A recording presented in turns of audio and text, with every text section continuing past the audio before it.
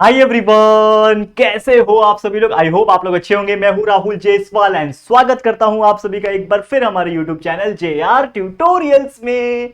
तो कैसे हो, स्टडीज कैसे चल रही है, जरूर से हमें कमेंट बॉक्स में अपना फीडबैक और कमेंट करके बताइए कि यार कैसा चल रहा है तैयारी। वैसे आपको पता होगा कि हमने इस चैनल के ऊपर कंटिन्यूअस हार्डवर्क किया हुआ है और आपके लिए पूरा पूरा एंटायर सिलेबस हर सब्जेक्ट के लेक्चर बाय लेक्चर वीडियोस बना के अपलोड करके रखे हुए हैं।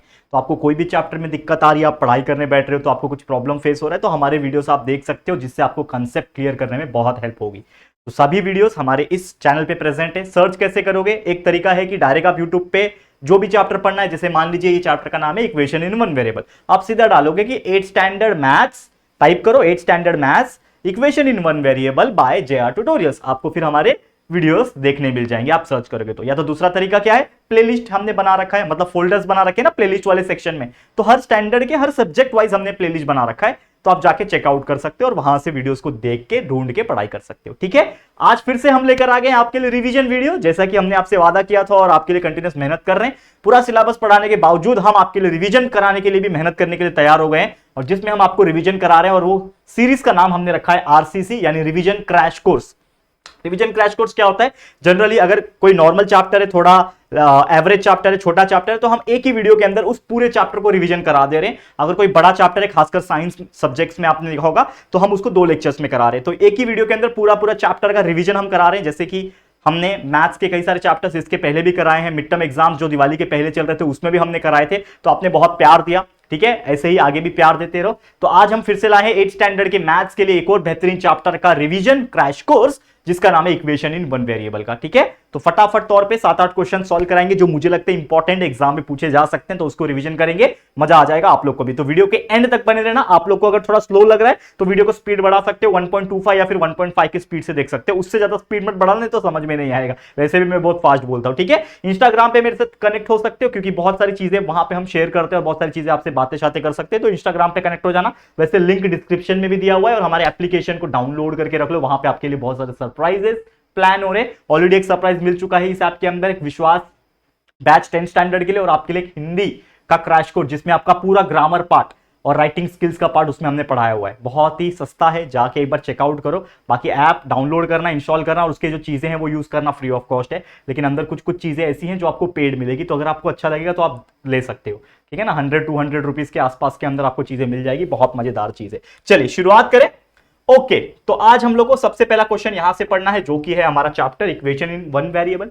आपका इक्वेशन इन वन वेरिएबल का मतलब मैंने आपको समझाया था कि कोई भी इक्वेशन जिसके अंदर नंबर और अल्फाबेट्स यानी एक्स वाई, जिसको हम लोग वेरिएबल्स कहते हैं, वो अगर साथ में है तो उसको इक्वेशन इन वन वेरिएबल बोलते हैं। जैसे एग्जांपल के तौर पे यहाँ पे थोड़ा सा मैं रफली बताना चाहूंगा। मान लो कि ये मेरा एक नंबर है, उसके साथ में एक वेरिएबल आ गया, साथ में कोई और नंबर है, इज इक्वल टू समथिंग दिया हुआ है, लेट सपोज ऐसा। तो ये जो चीज लिखा है मैंने, ये होता है आपका इक्वेशन इन वन वेरिएबल, क्योंकि इसके अंदर सिर्फ एक वेरिएबल है। जब आप और 9th स्टैंडर्ड 10th स्टैंडर्ड में जाओगे तो आपको इक्वेशन इन 2 वेरिएबल देखने मिल जाएंगे, जिसमें आपको इस प्रकार से चीजें पूछी जा सकती है, 9x + 4y is equal to 14 13 जो भी है। तो यहाँ पे x भी है और y भी है, तो दो वेरिएबल है, इसलिए इसको बोलते हैं इक्वेशन इन 2 वेरिएबल, जो कि आप 9th और 10th स्टैंडर्ड में पढ़ोगे। लेकिन आप 8th स्टैंडर्ड में हो तो अभी आपने सिर्फ पढ़ना है इक्वेशन इन 1 वेरिएबल। ठीक है, तो जिसने भी हमारे चैप्टर लेक्चर वीडियोस देखे होंगे उसको ये रिवीजन बहुत अच्छे से समझेगा। जिन्होंने नहीं देखा है इसको ध्यान से देखना, तो आपको समझ में आ जाएगा। चलिए सबसे पहले सॉल्व करेंगे। पहला क्वेश्चन क्या पूछा है, देखो क्वेश्चन ये पूछा है आपको कि हमको बताना है decide whether these value are solution of that equation और नॉट। मतलब आपको क्वेश्चन दिया रहेगा इस प्रकार से, एक इक्वेशन दिया रहेगा वन वेरिएबल का, जिसमें आपको 1 या 2 या फिर 3 वैल्यू दिए रहेंगे एक्स के, यानी जो भी वेरिएबल है उसके दिया रहेगा, और हमें क्वेश्चन पूछा रहेगा कि पता लगाओ वेदर ये जो वैल्यूज है वो सॉल्यूशन ऑफ द इक्वेशन है कि नहीं। अब वो कैसे पता लगेगा? सबसे सिंपल सा फंडा है, जो भी आपका वेरिएबल है उसको ले लो, मतलब इक्वेशन वन वेरिएबल है उसको ले लो, जो कि है यहाँ पे x - 4 इज इक्वल टू 3। ठीक है, अब आपको कुछ नहीं करना है, यहाँ पे x के वैल्यू दे रखे हैं, एक बार x इज इक्वल टू -1 है, एक बार x इज इक्वल टू 7 है, और एक बार x is equal to -7। 3 value है, एक एक करके डालेंगे। तो सबसे पहले मैं डालूंगा यहाँ पे put x is equal to, क्या लूंगा सबसे पहला वैल्यू -1, तो यहाँ पे क्या हो जाएगा, x के जगह पे -1 आ जाएगा, -1 - 4 इज इक्वल टू 3। तो क्या हो जाएगा, -1 - 4 कितना होता है, -5 होता है, इज इक्वल टू 3। तो क्या -5 3 के बराबर है? नहीं है, तो नॉट इक्वल टू 3 लिख दो। तो देयरफॉर हम लोग क्या बोल सकते हैं कि जो लेफ्ट हैंड साइड था मेरा वो नॉट इक्वल है मेरे राइट हैंड साइड से। Left hand side right hand side से इक्वल है क्या? नहीं है। इसके लिए हम लोग क्या बोल सकते हैं, देयरफॉर कि ये जो x इज इक्वल टू -1 है is not a solution, is not a solution of that equation, equation का वो सॉल्यूशन नहीं है। बस सिंपल सा फंड है, जो भी इक्वेशन दिया रहेगा उसमें जो भी वेरिएबल का वैल्यू दिया हुआ है एक एक करके डालते जाओ। तो पहला वैल्यू जा x-1, तो x की जगह पे -1 लिखा, सॉल्व किया तो हमने देखा कि लेफ्ट साइड और राइट साइड की वैल्यू अलग अलग है, नॉट इक्वल है, मतलब वो सॉल्यूशन नहीं है। अगर इक्वल आएंगे तो ही सॉल्यूशन है। चलो एक और चीज कराऊंगा इसी के अंदर, क्या बोल रहा है, x का वैल्यू -1 ले लिया, अब मैं लूंगा x का वैल्यू 7, तो यहां पे लिखूंगा मैं put x is equal to 7। इस बार मैंने x की जगह पे क्या डाला, 7 डाला। तो ये हमारा मेन इक्वेशन है, इक्वेशन तो ये रहा ना मेरे मेन, ये हमारा क्या है, इक्वेशन है, ये हमारे लिए इक्वेशन है, इसी के अंदर डालना है इन इक्वेशन, ठीक है। तो इधर भी लिख दो इन इक्वेशन। तो यहां पे x की जगह पे इस बार 7 लूंगा, तो 7 - 4 इज इक्वल टू 3, ठीक है। तो देयरफॉर 7 - 4 होता है 3 is equal to 3, 3 is equal to 3 आ रहा है, मतलब मेरा जो लेफ्ट हैंड साइड है वो इक्वल आ रहा है राइट हैंड साइड के। तो देयरफॉर मैं क्या बोल सकता हूं, देयरफॉर मेरा x is equal to 7 is a solution. ये क्या है, is a solution of that equation, मतलब ये सॉल्यूशन है। सेम आ गया ना, देखो इधर भी 3 आ गया, इधर भी 3, left hand side right hand side दोनों के दोनों 3 आ गए, तो ये सॉल्यूशन है। वैसे और क्वेश्चन सॉल्व करेंगे, इसके अंदर एक और चीज पूछा हुआ है, थर्ड वन, x की जगह पे अब लूंगा -7, तो अब मैं लिखूंगा पुट x के जगह पे -7 इन द इक्वेशन, इक्वेशन के अंदर डालो। तो x की जगह पे -7 लेना है, तो यहां पे अगर x की जगह पे मैं -7 लिखूं, फिर यहां पे आगे -4 है और इज इक्वल टू 3 है, इसको अगर मैं सॉल्व करूं तो -7 - 4 -11 होता है, is equal to 3।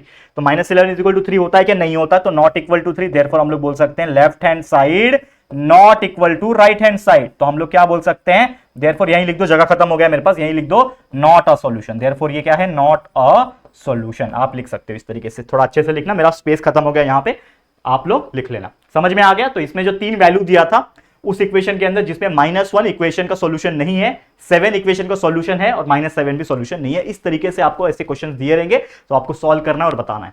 Correct, clear है, बहुत ईजी है। चलो इसको भी फटाफट से देखते हैं, सॉल्व करेंगे इसको भी फटाफट से। देखो 9m इज इक्वल टू 81 दिया है, तो इसमें भी 3 वैल्यू है, एक बार m इज इक्वल टू 3 लिखेंगे, तो put m is equal to 3 in equation. ये हमारा क्या है, मेन इक्वेशन है, करेक्ट है, इन इक्वेशन। तो m के जगह पे क्या डालना है, इस बार 3 डालना है, तो 9m के जगह पे 3 इज इक्वल टू 81, 9 3 27 होता है, इज इक्वल टू 81। क्या 27 81 के बराबर है, नहीं है, नॉट इक्वल टू, देयरफॉर हम लोग बोल सकते हैं कि left hand side not equal to RHS, therefore x sorry m है यहाँ पे, x नहीं है, therefore m is equal to 3 is not a solution, ये सॉल्यूशन नहीं है, ठीक है। उसी प्रकार दूसरा ले लो, क्या है, m की जगह पे 9, तो put m is equal to 9, ठीक है, put m is equal to 9 in equation. तो उसके अनुसार मेरा 9 तो रहेगा ही, m की जगह पे मैं क्या लूंगा, 9 लूंगा, इज इक्वल टू 81, 9 9 से कितना होता है, 81 होता है, तो 81 इज इक्वल टू 81 आ रहा है, देयरफॉर हम लोग बोल सकते हैं कि लेफ्ट हैंड साइड मेरा इक्वल आ रहा है राइट हैंड साइड के। तो भाई मैं क्लियरली क्या बोल सकता हूं, मैं ये बोल सकता हूं कि ये दोनों क्या है, सेम है, इसके लिए मेरा ये सॉल्यूशन होगा। तो therefore m is equal to 9 is a solution of that equation. Shortcut थोड़ा लिख रहा हूं मैं, आप लोग अच्छे से लिखना। एंड तीसरा इंपॉर्टेंट, तीसरा मतलब तीसरा वैल्यू m की जगह पे क्या डालना है, -3, तो put m is equal to -3 in equation, ठीक है। तो m की जगह पे इस बार मैं -3 लिखूंगा, तो 9 पहले से ही है, m की जगह पे क्या लिखूंगा, -3 इज इक्वल टू 81 होना चाहिए, 9 3 होता है 27 और -27, तो -27 क्या 81 के बराबर है, नहीं है, मतलब नॉट इक्वल टू हो गया, therefore LHS is not equal to RHS, therefore m का जो वैल्यू -3 लिया is not a solution. Correct, simple. तो ऐसे क्वेश्चंस जब एग्जाम में आएंगे तो क्या आप लोग सॉल्व कर पाओगे, बिल्कुल 1 मार्क्स के लिए आता है, या फिर हो सकता है 2 मार्क्स के लिए आ जाए, और कभी कभी ऐसा भी होता है इसमें 3 वैल्यू दिए हुए ना, तो आपको 1 या 2 ही वैल्यू दिया रहेगा, आपको बोला कि डाल के चेक करो कि वो सॉल्यूशन है कि नहीं। बस माइंड में इतना रखना है, अगर आपने डाल के चेक किया वो वैल्यू को, तो दोनों साइड अगर सेम आ गया मतलब सॉल्यूशन है, दोनों साइड वैल्यू सेम नहीं आ रहे, अलग अलग आ रहे, तो सॉल्यूशन नहीं है। बस इतना याद रखना है। समझ में आ गया, हो गया रिवीजन अच्छी तरीके से, तो ऐसे टॉपिक को अच्छी तरीके से याद रख लेना। नेक्स्ट क्वेश्चन क्या दिया हुआ इसको समझते हैं। ये क्वेश्चन क्या बोल रहा है, देखो ऐसे क्वेश्चंस एग्जाम में बहुत बार आपको देखने मिल जाएंगे, अगर इस चैप्टर में से क्वेश्चन पूछते हैं। क्वेश्चन बोल रहे हैं सॉल्व द फॉलोइंग इक्वेशन, आपको बस इक्वेशन दिया रहेगा उसको सॉल्व करना। तो इक्वेशन दिया है उसको सॉल्व करना, इसका मतलब यह है कि आपको उसके वेरिएबल का वैल्यू निकालना है। जैसे यहां पे है 17p - 2 = 49, तो यहां पे वेरिएबल क्या है, p, p मेरे लिए क्या है, वेरिएबल है, तो हम p का वैल्यू यहां से निकालेंगे। तो कैसे निकालते हैं, बहुत ईजी कंसेप्ट है। देखो सबसे पहले क्या बोल रहा है ये 17p बराबर सबसे पहले प्लस और माइनस का जो खेल होता है ना उसको समझो। देखो क्या दिया, ये 17p है, ये -2 है ना, ये -2 को अगर मैं 49 के पास भेज दूं तो ये क्या हो जाएगा +2, क्योंकि हम लोग को पता है कि कभी भी इक्वल अगर है तो अगर कोई नंबर इस तरफ है और इसको इधर भेजना है तो अगर ये प्लस है तो इधर माइनस हो जाएगा जाके, अगर माइनस है यहां पे प्लस हो जाएगा जाके, यहां पे मल्टीप्लाई है तो वहां पे डिवाइड हो जाएगा, यहां पे डिवाइड है तो यहां पे आके मल्टीप्लाई हो जाएगा, चाहे वो इधर से इधर जाए या फिर इधर से इधर जाए, साइन चेंज कर देता है, उल्टा हो जाता है। तो यहां पे क्या हो रहा है, यहां पे क्या हो रहा है, ये -2 है, इक्वल के उस तरफ भेजूंगा, मतलब 49 के पास भेजूंगा तो ये -2 +2 हो जाएगा वहां जाके, तो इक्वल इधर आ गया, ये 49 है, ये -2 49 के पास आके +2 हो गया, ये 17p वैसे का वैसे इज इक्वल टू 49 + 2 होता है 51, therefore 17p is equal to 51। तो हम लोग को चाहिए p का वैल्यू ना, तो p will be equal to what, ये 17p के साथ क्या है, मल्टीप्लाई में है ना, 17 मल्टीप्लाई बाय p है, तो मुझे 17 यहां पे नहीं चाहिए क्योंकि मुझे सिर्फ p का वैल्यू निकालना है, तो ये 17 को मुझे भेजना पड़ेगा इक्वल के उस तरफ, यानी 51 के पास भेजना पड़ेगा, तो 51 यहां पे अकेला था पहले, लेकिन यहां पे जो 17p था जब 51 के पास जाएगा तो 17p मल्टीप्लाई में थे, अब वो उधर आएगा तो डिवाइड आ जाएगा, यानी डिवाइड में आ जाएगा 17, समझ में आया, नीचे आ गया मतलब डिवाइड हो गया। तो सॉल्व करो, 17 1 17, 17 3 51, देयरफॉर p का वैल्यू सिंपल तौर पे आ गया 3/1, नीचे 1 है ना, 3/1 मतलब 3 होता है, तो p का वैल्यू आ गया 3। कितना सिंपल है बताओ। तो इस तरीके से ऐसे questions equation in one variable के आते हैं, तो आपको सॉल्व करना है और आंसर निकालना है। चलो इसको भी ध्यान दो, क्या करना है, देखो अगर ऐसा कुछ दिखा तो सबसे पहले आपस में जो भी ब्रैकेट से उसको मल्टीप्लाई कर लो, अगर ऐसा कुछ दिख रहा है तो देखो ये 5, ये पूरा ब्रैकेट है x - 3, तो 5 अंदर मल्टीप्लाई हो जाएगा तो 5 मल्टीप्लाई बाय x 5x हो जाएगा, बीच में है माइनस, 5 मल्टीप्लाई बाय 3 15 हो जाएगा, ठीक है, फिर बीच में है इक्वल लिख दिया, इसका काम खत्म। अब इसकी बारी, ये x + 2 ब्रैकेट में है तो 3x के साथ मल्टीप्लाई हो जाएगा, 3x हो जाएगा, बीच में है प्लस, फिर 3 2 से एक बार मल्टीप्लाई होगा, 3 2 जा 6, ठीक है। अब क्या करना है, इस तरीके से दिख रहा है तो यहां पे भी सम 5x है, यहां पे भी 3x है, तो अब क्या करो x वाले को साथ में ला दो, तो ये 5x तो पहले से इधर ही था, लेकिन ये जो 3x है ये प्लस है ना, इसके आगे कुछ नहीं लिखा है, मतलब क्या ये प्लस है, समझ में आ रहा है। तो ये 3x जो प्लस में है इसको अगर मैं 5x के पास लेके आऊंगा तो प्लस 3x क्या बन जाएगा, -3x बन जाएगा। ये बीच में इक्वल वैसे का वैसे ही लिख रहा हूं, ये 3x यहां से हट गया, इधर आ गया, यहां पे क्या बचेगा 6 बचेगा खाली, ठीक है। और जो ये -15 था, अगर यहां से मैंने -15 हटा दिया तो ये -15 इक्वल के इधर भेजूंगा तो ये क्या हो जाएगा +15 हो जाएगा, ठीक है। मतलब x वाले को साथ में रख दिया, नंबर वाले को साथ में रख दिया, सिंपल। 5x - 3x होता है 2x, 5x में से 3x गया, कितना बचेगा 2x बचेगा ना, 6 + 15 = 21, ठीक है, बराबर। समझ में आ रहा है कि नहीं, 5 3 जा 15, ओके, एंड 3 2 जा 6, हाँ 5x - 15 okay is equal to, देखो 5x - 3x, 2x is equal to 21, तो therefore x will be equal to what 21/2, बराबर। इसको आप डिवाइड कर सकते हो, 2 1 2 और ये 10.5 तो देयरफॉर x का वैल्यू आ जाएगा 10.5, ठीक है। पॉइंट में वैल्यू बहुत कम दिया रहता है, लेकिन फिर भी यहाँ पे अगर आ रहा है तो मतलब हमने कुछ गड़बड़ तो नहीं किया, ये चेक कर लेते हैं। देखो ये 5x - 15 is equal to 3x + 6, बराबर, ये 3x इधर आएगा, 5x - 3x is equal to 2x, बराबर है, कोई दिक्कत, यहाँ पे क्वेश्चन बराबर लिखा है ना मैंने, एक बार हम क्रॉस चेक कर लेंगे क्वेश्चन को, क्योंकि हमने क्वेश्चन को गड़बड़ नहीं किया, कभी कभी हो जाता है, ठीक है। 5x - 3 बराबर है इज इक्वल टू 3x + 2, बराबर है, मतलब हमारा 10.5 इज द करेक्ट आंसर, मतलब कोई दिक्कत मेरे हिसाब से नहीं होना चाहिए, क्योंकि ये हमने एकदम परफेक्टली सॉल्व किया है, मुझे नहीं लगता इसमें कोई गड़बड़ होगी, ठीक है, करेक्ट है। कौन सा क्वेश्चन है ये,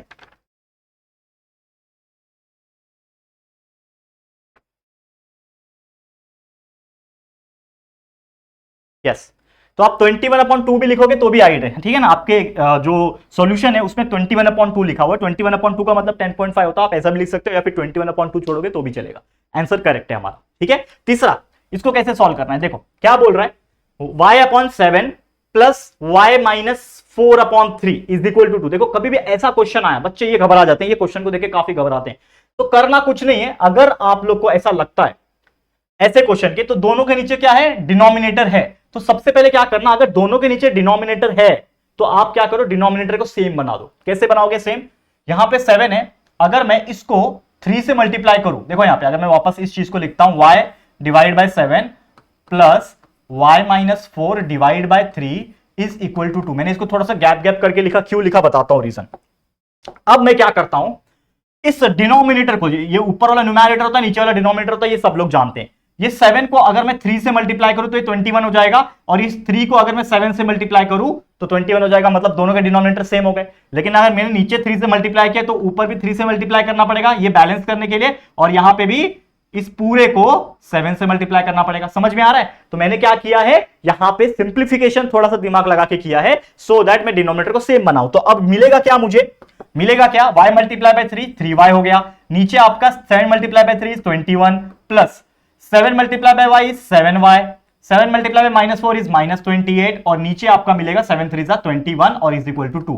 और अगर आप यहां पे ध्यान से देखोगे अब नीचे के दोनों डिनोमिनेटर सेम हो गए, और जब नीचे के डिनोमिनेटर सेम हो जाते हैं तो ऊपर वाले डायरेक्ट प्लस हो जाते हैं, फिर माइनस दिया रहता है तो माइनस हो जाते हैं।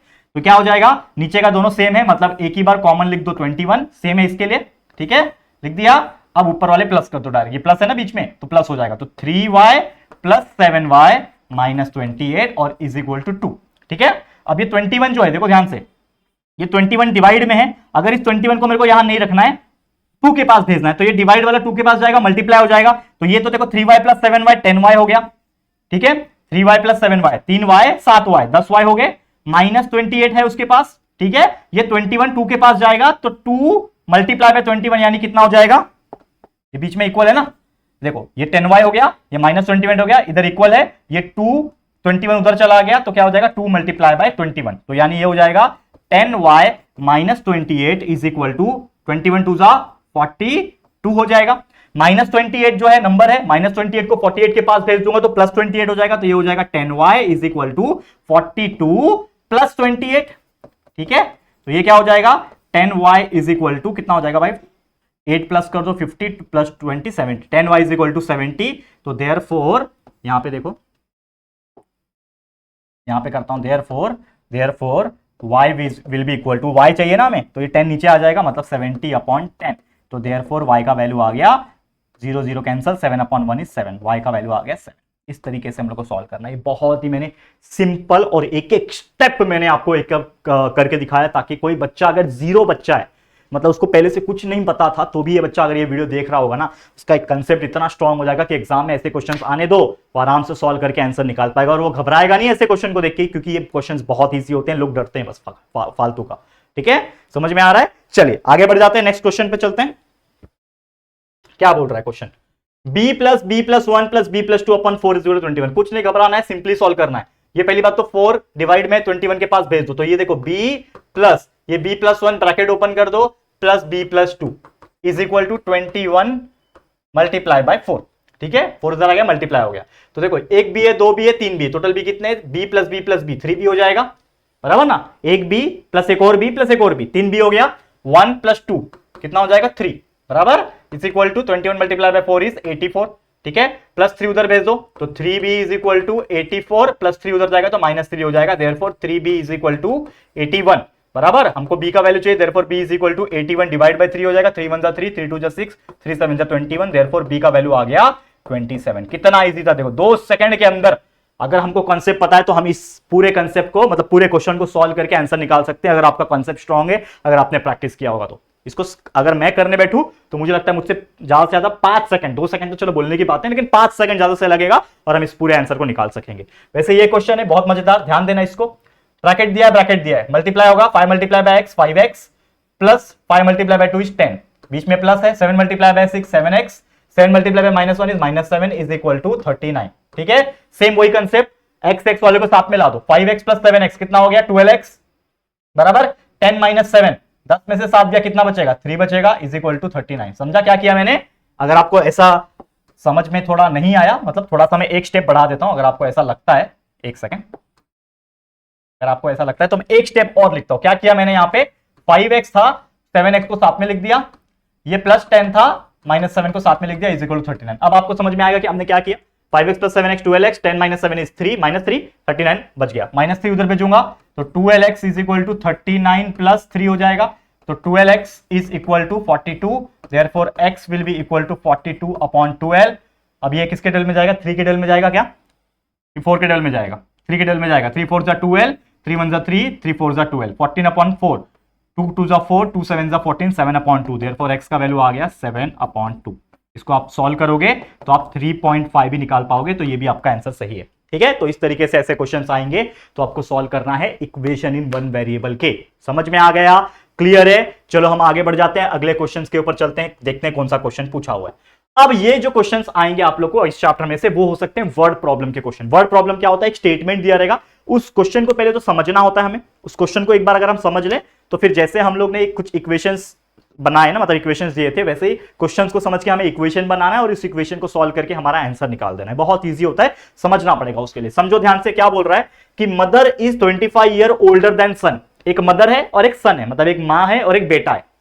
मदर जो है उससे 25 साल बड़ी है, ऑब्वियसली बड़ी रहेगी, मदर तो बड़ी ही होगी ना यार। तो सबसे पहले यहां पे क्या बोल रहा है कि मदर जो है वो 25 साल बड़ी है अपने सन से, फाइंड द सन एज, मतलब बेटे का उम्र निकालो। देखो ऐसे क्वेश्चन रियल लाइफ एग्जांपल होते हैं, ठीक है। बेटे का एज निकालो, if after 8 year ratio of son age to mother age will be 4/9, मतलब आफ्टर 8 साल, कितना, 8 साल के बाद जो सन का एज रहेगा और मदर का जो एज रहेगा उसका रेशियो दिया हुआ है 4/9। तो सबसे पहले मुझे मानना पड़ेगा कि आज के डेट में जो हमको निकालना क्या है, सन का एज, तो हमें यह मानना पड़ेगा कि अभी जो प्रेजेंट एज है सन का, मतलब बेटे का, वो x है। तो let the present age of son is equal to x year, ठीक है। सन का जो एज है वो समझ लो x ईयर है, तो मदर का कितना रहेगा, 25 साल बड़ी है उससे, तो कितना हो जाएगा, मदर एज कितना हो जाएगा, मदर्स प्रेजेंट एज कितना हो जाएगा, मदर का प्रेजेंट कितना चल रहा होगा एज, x तो सन का था लेकिन 25 साल उससे बड़ी है मदर, तो x प्लस 25 ईयर हो जाएगा। समझ में आ रहा है, x प्लस 25 ईयर हो गया मदर का एज। लेकिन यहां पे कंडीशन बोल रखा है कि आफ्टर 8 ईयर, क्या बोल रहा है देखो, आफ्टर 8 ईयर जो रेशियो रहेगा सन के एज का, सन का एज आफ्टर 8 ईयर कितना हो जाएगा, आफ्टर 8 ईयर सन का एज हो जाएगा, पहले x था तो अब हो जाएगा x प्लस 8 ईयर, ठीक है, ठीक है। और मदर का एज कितना हो जाएगा बताओ, मदर का एज आफ्टर 8 ईयर कितना हो जाएगा, पहले कितना था, x प्लस 25 था, लेकिन अब उसमें 8 और ऐड हो जाएगा, ठीक है, इतना ईयर रहेगा। तो ये कितना होता है टोटल, सॉल्व कर लो, कितना होता है, मदर का एज कितना हो जाएगा, 25 प्लस 8 होता है 33, x plus 33 year, x plus 33 year. तो ये हो गया मदर का एज 8 साल के बाद। लेकिन कंडीशन क्या दिया है हमें, कंडीशन ये दिया है अकॉर्डिंग टू गिवन कंडीशन, लिखो according to given condition, according to given condition क्या बोल रहा है कि मदर का, सॉरी सन का जो एज है और मदर का जो एज है 8 साल के बाद, उसका रेशियो दिया है 4/9 का। तो यहां पे लिखो, एक सेकंड, थोड़ा सा वो सेव होने के लिए टाइम लगता है, 2 सेकंड रुक जाओ, ठीक है। हाँ देखो हो गया। अब मैं लिखूंगा अकॉर्डिंग टू गिवन कंडीशन कि जो मदर सन का जो एज है 8 साल के बाद, सन का एज कितना है 8 साल के बाद, x प्लस 8 है, उसका रेशियो मतलब अपॉन में मदर का जो एज है जो कि है x प्लस कितना है, मदर का एज आया ये वाला आया ना x प्लस 33 ईयर, इसका जो रेशियो होगा वो कितना है 4/9 है। समझ में आया, कितना है 4/9। ये आपका बन गया एक इक्वेशन, दिख रहा है, ये आपका इक्वेशन बन गया। बस इसको सॉल्व कर लो और आपका आंसर आ जाएगा x का, जो कि आपने माना था एज का, सन का एज, ठीक है। सॉल्व करेंगे, इजी है, कराता हूं यार, क्यों नहीं कराऊंगा, टेंशन क्यों लेते। देखो अब क्या करना है, ऐसे कभी भी दिखा आपको तो क्रॉस मल्टीप्लाई करना है, मतलब इसको इसके साथ मल्टीप्लाई करना है, इसको इसके साथ मल्टीप्लाई करना है। तो ये पूरा 9x प्लस 8 के साथ मल्टीप्लाई हो जाएगा, तो 9 मल्टीप्लाई बाय x प्लस 8 बीच में इक्वल है, ये 4 पूरा इसके साथ मल्टीप्लाई हो जाएगा जो कि है x प्लस 33। अब ये दिख रहा है, ऐसे टाइप के एग्जांपल्स हमने अभी भी सॉल्व किए थे, देख रहा है ये वाला, अभी ये तो सॉल्व कराया ना आप लोग को, ये कुछ ऐसे ही टाइप का एग्जांपल है, दिख रहा है, ऐसे ही टाइप का एग्जांपल है, आ गया ना वैसे ही। तो इस इक्वेशन मतलब स्टेटमेंट वाले क्वेश्चन को, वर्ड प्रॉब्लम वाले क्वेश्चन को हमने ऐसा बना दिया। अब इजी हो गया, सॉल्व कर लो। 9 multiply by x 9x plus 9 8 होता है 72 is equal to 4 multiply by x 4x plus 33 multiply by 4 4 3 12 1 carry 4 3 12 13 132 हो जाएगा, ठीक है। नंबर वाले को साथ में, x वाले को साथ में, 4x पॉजिटिव है, उधर आएगा तो नेगेटिव हो जाएगा, यानी 9x तो पहले से ही था, प्लस 4x इधर आएगा तो माइनस 4x हो जाएगा, बीच में इक्वल कर दो, ये 132 इधर ही था, प्लस 72 इधर आएगा तो माइनस 72 हो जाएगा, ठीक है। अब सॉल्व कर लेते हैं। देखो यहाँ पे 9x माइनस 4x कितना हो जाएगा, 5x हो जाएगा, इज इक्वल टू 132 में से 72 माइनस कर दो, कितना बचेगा, 60 बचेगा, बराबर 60 बचेगा ना, 13 में से 7 गया 6, बराबर 60 बचेगा। तो 5x is equal to 60, therefore x is equal to 60 divide by 5, तो 5 1 5 होता है, 5 12 से 60 होता है, देयरफॉर x का वैल्यू आ गया 12, ठीक है। x is equal to 12 years. तो हमने x क्या माना था, प्रेजेंट एज ऑफ सन, तो हमें क्वेश्चन भी यही पूछा है ना, फाइंड द, कहां गया, फाइंड सन एज, देयरफॉर हम लोग आंसर लिखेंगे, therefore the son's present age is equal to 12 year. Son कितने साल का है? 12 साल का है। अगर आपको क्वेश्चन में पूछा होता मदर का एज भी निकालो, तो आपको क्या करना होता? बस क्या करना होता? मदर का एज कितना है प्रेजेंट में? x + 25, मतलब इसको 25 से प्लस करना होता। जितने साल का सन रहेगा उससे 25 साल बड़ी रहेगी मम्मी, ऑब्वियसली। आ गया आंसर, करेक्ट। तो ऐसे क्वेश्चंस को आप लोग को सॉल्व करना है, बहुत ही बेहतरीन तरीके से हमने यहाँ पे सॉल्व कराने की कोशिश की है। करेक्ट है? समझ में आ गया कि नहीं दोस्तों? आगे बढ़े क्या हम लोग अगले क्वेश्चन पे चलें? कैसा क्वेश्चन पूछा है, चलो चेकआउट करते हैं। और उम्मीद करता हूं आप लोग को बहुत ज्यादा मजा आ रहा होगा, और आप लोग फटाफट से हमें कॉमेंट करके भी बताओ यार कि आप लोग को ये ऐसे टाइप के क्वेश्चंस कैसे लग रहे हैं सॉल्व करने में। करेक्ट है कि नहीं दोस्तों? चले हम आगे बढ़े, चलो देखते हैं अगला क्वेश्चन क्या बोल रहा है। अब देखो क्या बोल रहा है, the ratio of weight of copper and zinc. ठीक है, ratio of weight of copper and zinc, दो चीज दिया हुआ है ब्रास के अंदर। पहली बात तो आपको एक चीज बता देता हूं, ब्रास जो होता है, ब्रास एक अलॉय है जो कि दो चीज से बनता है। Brass is equal to copper, यानी ये कॉपर एक एलिमेंट होता है, तांबा जिसको बोलते हैं, और एक जिंक एलिमेंट होता है। इन दोनों का अगर मैं प्लस करूं, मतलब इन दोनों का अगर मैं रिएक्शन करूं, तो एक अलॉय बनता है। आपको पता है ना, साइंस में आपने पढ़ा होगा एलॉयज। तो एलॉयज क्या होता है? दो एलिमेंट्स को मिला के, दो या फिर दो से ज्यादा एलिमेंट्स को मिला के बनता है। तो ब्रास में कॉपर और जिंक दोनों प्रेजेंट होते हैं, ये याद रखना। ये बेसिक कंसेप्ट है इसका। ठीक है, अब देखो क्या बोल रहा है, इसका जो रेशियो है, जो हम लोग को बोला ratio of weight of copper and zinc in brass is 13:7। Find the weight of zinc in a brass utensil weighing 700 gram. मतलब एक ब्रास का ना यूटेंसिल है, बर्तन है, जैसे कोई भी बर्तन हो सकता है, टोप हो सकता है, लोटा हो सकता है, कुछ भी हो सकता है। तो मान लो कि वो ब्रास का कुछ बर्तन है, और उस बर्तन का वजन है 700 ग्राम। हमें क्वेश्चन पूछा है कि जिंक कितना है, उस ब्रास के बर्तन के अंदर जिंक का प्रोपोर्शन कितना है, ये पूछा है। देखो ये बहुत ही दिलचस्प क्वेश्चन है, ऐसे क्वेश्चंस बहुत बार आपको देखने मिल जाएंगे। ठीक है, तो पहली बात तो वेट ऑफ जिंक पूछा है, तो मैं मान लूंगा कि भाई मेरे लिए let the weight of zinc, बराबर, let the weight of zinc in brass utensil is equal to x gram. मुझे पता नहीं है ना, ग्राम का ही बात चल रहा है तो ग्राम लिखूंगा। मुझे तो पता नहीं है ना भाई ब्रास का वजन कितना होगा, तो मतलब ब्रास के अंदर जो ये है, क्या बोलते हैं इसको, जिंक है, वो कितना होगा। मुझे मान लिया कि x ग्राम होगा, चलो मान लिया। लेकिन कंडीशन ये बोल रहा है कि ratio of weight of copper and zinc.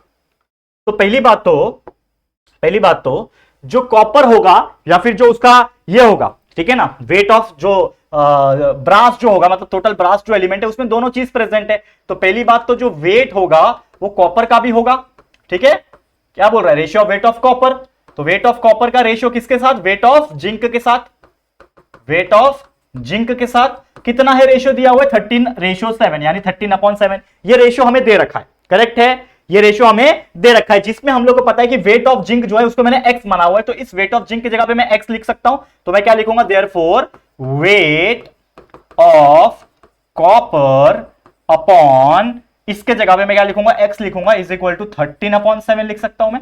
ठीक है, तो इसका मतलब मेरा वेट ऑफ कॉपर यहां से निकल जाएगा। तो देयरफॉर जो कॉपर का वेट होगा, वेट ऑफ जो कॉपर होगा वो क्या होगा दोस्तों? 13/7, और ये x उधर जाएगा तो मल्टीप्लाई हो जाएगा, यानी 13/7 मल्टीप्लाई बाय x होगा। तो हमारे पास दो चीज का वैल्यू मिल गया, एक तो वेट ऑफ हमारे पास जिंक है, तो वेट ऑफ जिंक हमारे पास x है, वेट ऑफ कॉपर हमारे पास 30/7x है। ठीक है, और एक चीज पता है, इसको इक्वेशन नंबर 1 मान के चलते हैं हम लोग। ठीक है, एक चीज हमें पता है कि भैया इन दोनों का जो रेशियो है वो 13/7 दिया है। तो वेट ऑफ कॉपर कितना है हमारे पास? 13/7। तो वेट ऑफ कॉपर के जगह पे तो लिखो यहां पे पुट, हम लोग क्या लिखेंगे?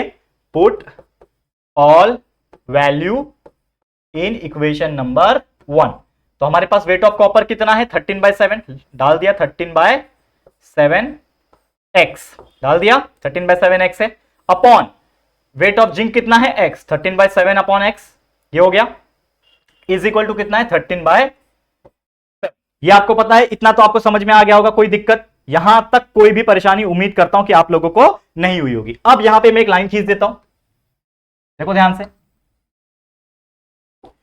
यहां पे क्या हो जाएगा, यहां पे क्या हो जाएगा, देखो 13/7x है, मतलब ये हो जाएगा मल्टीप्लाई में 13x/7। ठीक है, ये अपॉन x था, मतलब x/1 हो जाएगा, ऊपर जाएगा तो 1/x मल्टीप्लाई हो जाएगा, तो 1/x हो जाएगा।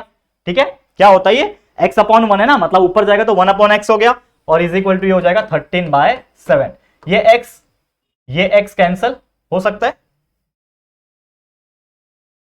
बराबर,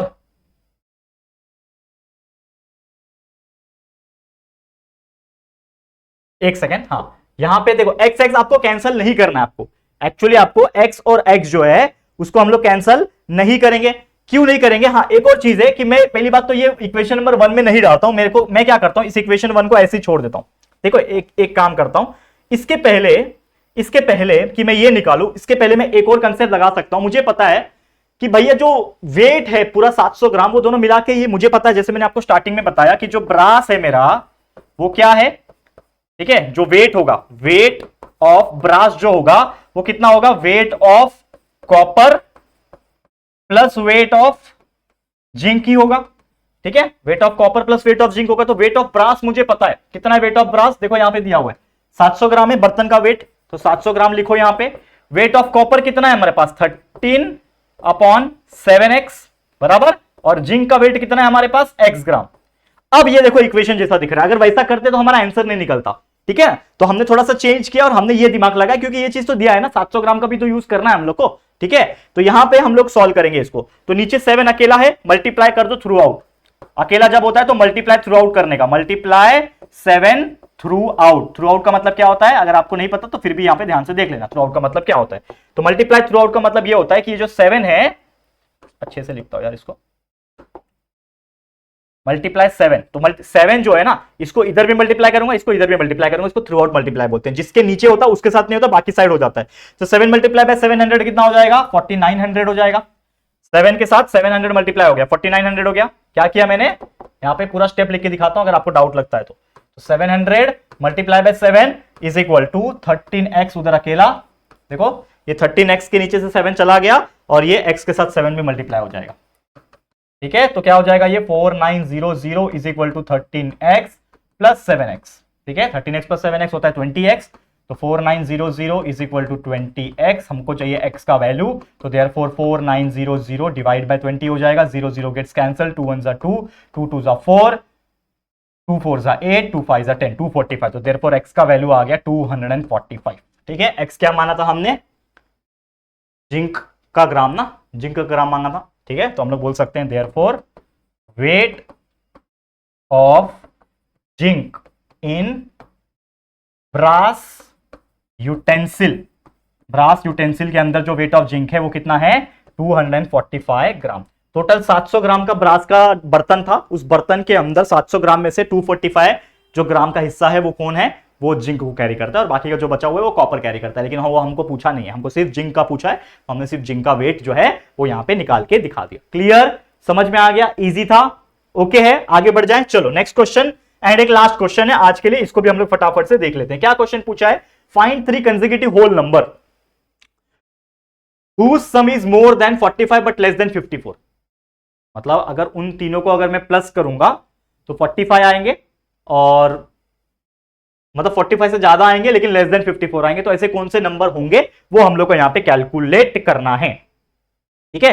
तो चलो मैं मान लेता हूं कि let the 3 consecutive number, whole number, whole number आप जानते हो 0 से स्टार्ट होता है, कोई भी होल नंबर हो सकता है, क्योंकि हमको होल नंबर का कंसेप्ट मतलब 0 1 से लेके इंफिनिटी तक होल नंबर है। तो मैं मान लेता हूं कि सबसे पहले मेरा नंबर है x, अब अगला नंबर जो होगा वो उसके आगे का होगा, यानी x प्लस 1 होगा। चाहिए तो उसके एक पहले का ले लो, जो कि ले लो x माइनस 1। समझ में आया, मतलब कोई एक नंबर ले लो, होल नंबर 2, तो अगला नंबर क्या आएगा, उससे एक बड़ा, उसके पहले क्या आएगा, उससे एक छोटा, तो x प्लस 1 x माइनस 1। तो हमने ये नंबर ले लिया। अब मुझे जो कॉन्सेप्ट बोल रहा है कि 3 कॉन्सेक्यूटिव नंबर होल नंबर है जिसका सम जो है इज मोर देन 45, ठीक है ना, जिसका सम जो है वो 45 से ज्यादा होना चाहिए और 54 से कम होना चाहिए। तो ये ऐसा कंसेप्ट दिया हुआ है, ठीक है। तो चलो हम लोग पहले सम करते हैं, ठीक है ना, sum of 3 number, sum of 3 consecutive whole number is equal to क्या हो जाएगा, ये x माइनस 1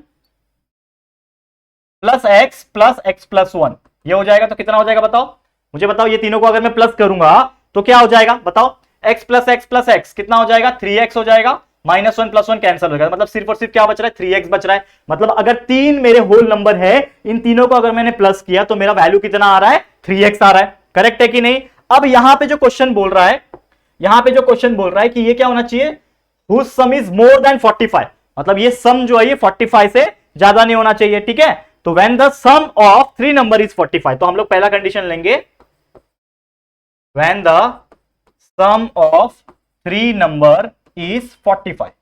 तो इस केस में क्या हो जाएगा, 3x जो है वो सम ऑफ 3 नंबर है, वो क्या है 45 है, यानी is equal to 45। First condition यही है ना, तो 3x is equal to 45, therefore x will be equal to 45 divide by 3 हो जाएगा। 3 1 3, 3 1 3, 3 5 15, मतलब x का वैल्यू कितना आ गया, 15 आ गया। एक कंडीशन में x का वैल्यू 15 आ गया। अब एक और चीज यहां पे निकालता हूं, एक और चीज बोल रहा है कि लेस देन 54 आना चाहिए, तो मैं ये भी ले लेता हूं। क्या लूंगा कि सेकेंड कंडीशन, कि जब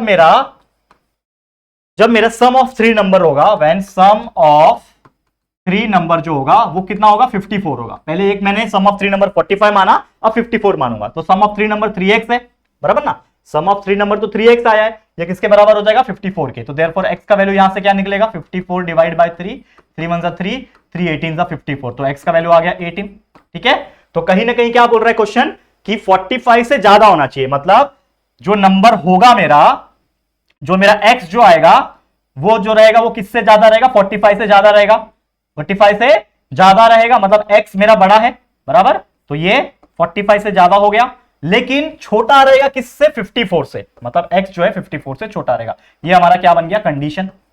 ठीक है, तो उसके अनुसार मेरा आंसर क्या आ जाएगा, देयरफॉर जो x होगा मेरा क्या आ जाएगा, x या तो 15 आया है, x या तो 18 आया है, तो x जो है 54 के हिसाब से 15 तो नहीं चलेगा, और 18 से कम होना चाहिए, मतलब क्या बच गया, 15 के बाद टोटल कितने वैल्यू है, 15 है, 16 है, 17 है और 18 है, बराबर। इस 15 से लेके 18 के बीच में यही दो नंबर है मेरे पास, करेक्ट है कि नहीं, करेक्ट है कि नहीं। तो 15 तो मैं ले नहीं सकता, 18 में ले नहीं सकता, तो बचे हुए दो नंबर को लूंगा, तो 16 and 17 will be my answer. तो therefore x will be equal to 16 और 17, this is your final answer. और इस तरीके से हमने ये क्वेश्चन को सॉल्व कर दिया, और ये चैप्टर को बेहतरीन तरीके से हमने रिवाइज करा डाला। आप देख सकते हो वीडियो बड़ा बन गया, आई नो दैट, लेकिन फिर भी ये चैप्टर, ये वीडियो अगर आपने पूरा देखा होगा तो ये चैप्टर एक तरीके से आपका पढ़ के भी हो जाएगा और रिवीजन भी करके हो जाएगा।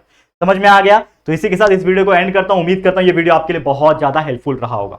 तो कैसा लगा ये वीडियो जरूर से कमेंट करना। वीडियो पसंद आया है तो प्लीज वीडियो को लाइक कर देना, शेयर करना अपने सभी दोस्तों के साथ, और फर्स्ट टाइम आए हो चैनल पे तो फटाफट से हमारे चैनल को सब्सक्राइब भी कर देना। ठीक है दोस्तों, तो चलो गाइस जल्दी मिलेंगे फिर एक और न्यू वीडियो में, तब तक के लिए thank you and good bye.